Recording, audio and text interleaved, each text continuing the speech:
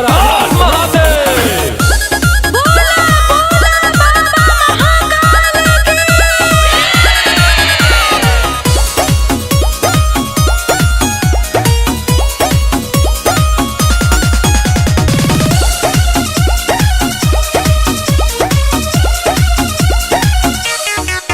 जब से सावन चढ़ा है जानू दिखते नहीं, कोई कॉल नहीं मैसेज भी लिखते नहीं।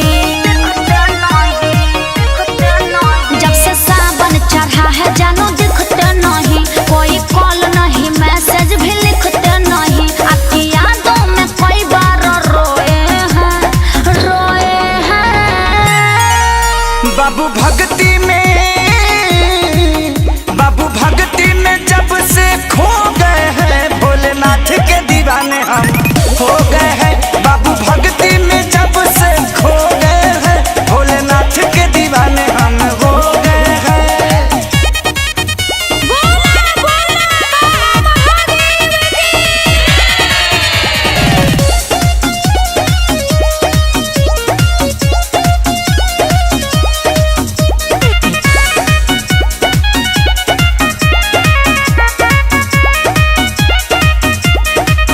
हम पे भी ध्यान थोड़ा दिया कीजिए, गांजा भांग इतना भी ना पिया कीजिए। अच्छा एक बार बाबा के भक्ति में जीने का मजा है। अच्छा मेरे भोले शंभू पूरी दुनिया के राजा है। भांग पी के भर पेट क्या सो गए हैं, सो गए हैं। बाबू भक्ति में, अरे बोलो भी। बाबू भक्ति में जब से खो गए हैं, भोलेनाथ के दीवाने हम क्या? हो गए हैं। बाबू भक्ति में जब से खो गए हैं, भोलेनाथ के दीवाने हम हो गए हैं।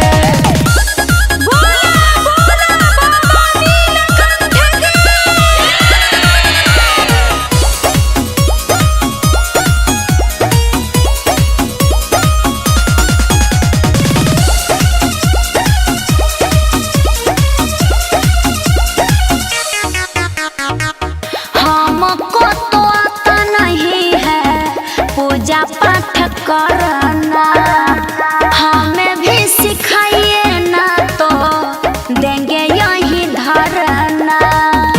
एक बार बोल दी सो बोल दी। अच्छा भक्ति कोई खेल नहीं है जो मैं सिखा दूं। प्लीज संतोष साहिल सोनू को ध्यान में लगा दूं। भोले नाम का खेसारी बिया बो गए हैं, बो गए हैं। बाबू भक्ति में, बाबू भक्ति में जब से खो गए हैं, भोलेनाथ